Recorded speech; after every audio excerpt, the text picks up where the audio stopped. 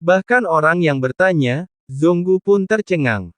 Zonggu berhak membiarkan tantangan terus berlanjut, dia bisa mengakhirinya dengan mengakui kekalahan, atau dia bisa mengakhirinya dengan mati di satu sisi.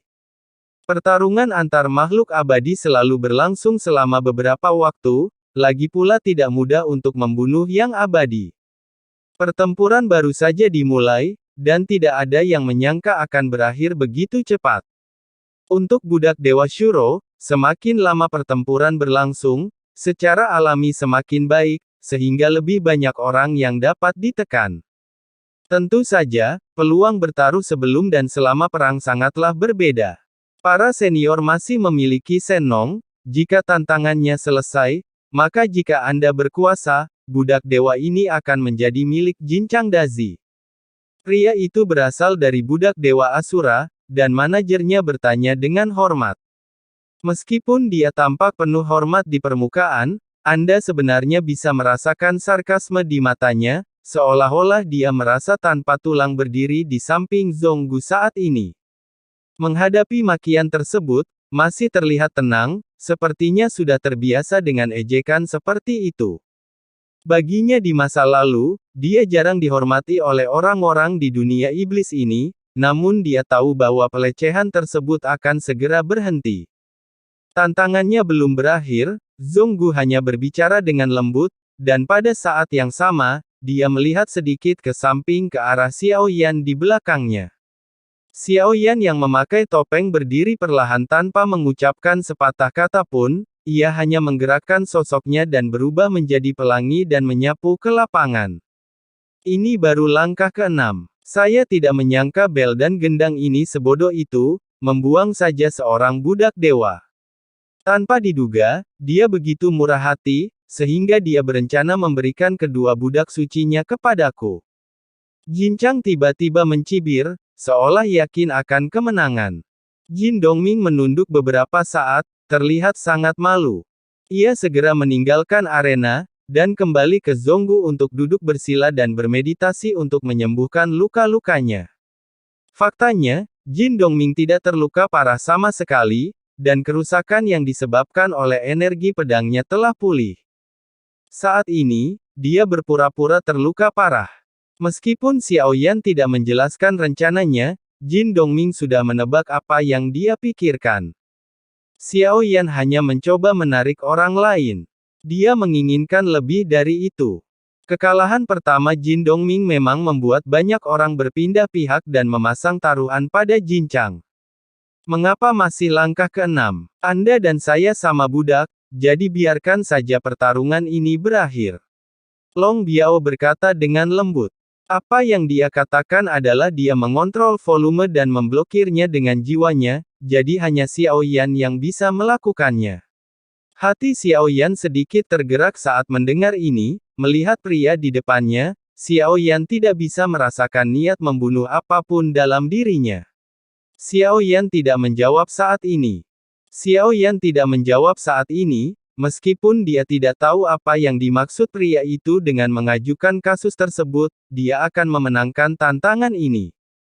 Jadi kamu harus berdiri, mengambil tindakan. Di balik topeng, terdengar suara tawa. Sayangnya, aku bertanya-tanya dari dunia mana saudaraku berasal. Long Biao menghela nafas panjang. Kita akan membicarakannya nanti. Lawan aku sekarang, kata Xiao Yan. Setelah itu, sebelum Long Biaoqing dapat berbicara, Xiao Yan melangkah maju dengan kakinya dan meninju. Long Biao berdiri, dalam sekejap, harusnya berada di depan Anda terlebih dahulu. Namun, tinju Xiao Yan tidak menghindari pedang peri beku lurus berwarna merah. Saat bersentuhan, pedang peri beku itu meledak dan kekuatannya runtuh. Seluruh area berada di dada Ruozi Long Biao, datar. Terdengar suara teredam, sosok naga kapal itu seperti tali putus, dan layang-layang itu melesat keluar, mengenai paspor emas seperti yang dilakukan Jin Dongming sebelumnya. Saat energi dan darah melonjak, seteguk besar darah muncrat. Long Biao tiba-tiba mengangkat matanya untuk melihat Xiao Yan, tapi ketika dia mengangkat kepalanya, dia tidak melihat Xiao Yan. Long Biao berdiri di atas kepalanya, pukulan tadi sangat aneh. Jelas tidak ada fluktuasi kekuatan abadi, tapi masih sangat kuat setelah dihadang oleh pedang peri beku yang kuat. Angin kencang menderu-deru dan Long Biao tiba-tiba mengangkat kepalanya, dan melihat Xiao Yan meninjunya lagi. Long Biao menstabilkan pikirannya dan segera meliriknya, dan kekuatan abadi melonjak. Sosok Meng langsung bergegas keluar. Tinju pembunuh runtuh naga merah.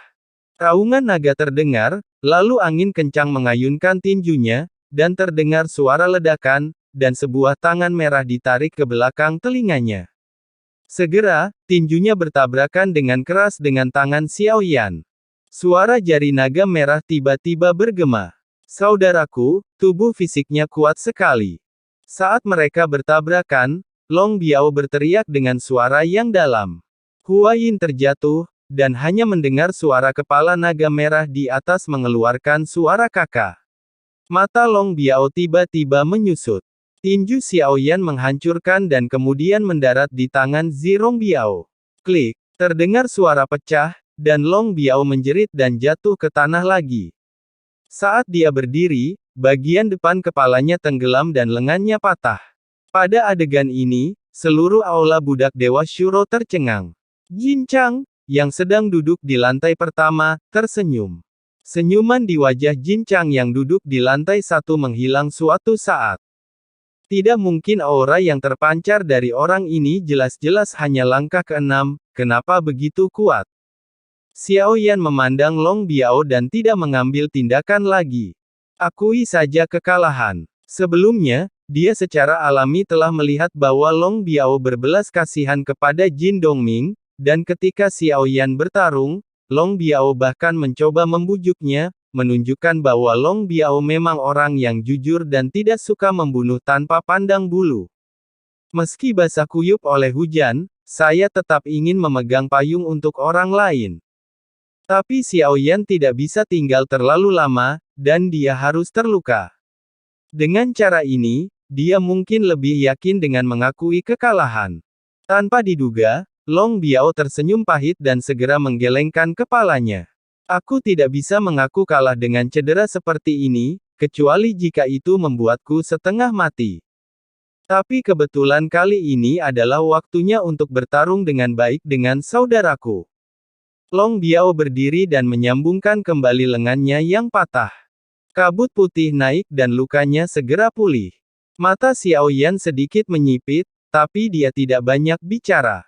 Keduanya berada di telapak kaki mereka, dan mereka bergegas menuju satu sama lain lagi dengan satu langkah dan dua bentuk tubuh pada saat yang bersamaan. Long Biao dipenuhi dengan kekuatan abadi. Dia tetap tinggal sebelum lonjakan, tetapi pada saat ini, kekuatan bagian ketujuh meledak sepenuhnya. Dewa abadi dan naga yang melonjak dan gerbang harimau. Sosok keduanya menghilang saat ini, hanya menyisakan suara keraguan di antara penonton. Setelah pertempuran antara orang kuat abadi terjadi di alam ilahi, kami tidak bisa menontonnya. Semuanya harap sabar menunggu, pertarungan ini pasti akan seru. Saat ini, suara nyaring itu segera menjelaskan. Saya pikir perlu waktu untuk bertarung. Kanzo Michiko tidak perlu khawatir. Saya ingat alam dewa abadi Daozi, budak dewa, juga cukup kuat, jadi pasti tidak ada yang salah dengannya. Pria di sebelah Jin Chang sedang bersiap membuat teh. Terjadi ledakan. Seluruh alam budak dewa Sura sedikit bergetar saat ini. Sesosok tubuh kembali menghantam dinding itu dengan keras, berlumuran darah, lengannya patah, dan dadanya penyok. Ketika Jin Chang melihat sosok ini, dia tiba-tiba berdiri dan melihat pemandangan ini dengan tidak percaya. Long Biao dikalahkan. Xiao Yan, yang mengenakan topeng di kejauhan, juga berada di Chongqing Ning. Saat ini, dia datang ke Long Biao. Gerakan api Zhang Xinzi sepertinya berencana untuk melenyapkan Long Biao sepenuhnya. Xiao Yan, yang telah bertarung sejauh ini, sebenarnya tidak menggunakan kekuatan klon apapun, hanya langkah kelima dari tubuhnya sendiri dan tubuh fisik Yuan Shen bintang 2, keduanya memiliki kecerdasan untuk mengalahkan langkah ketujuh.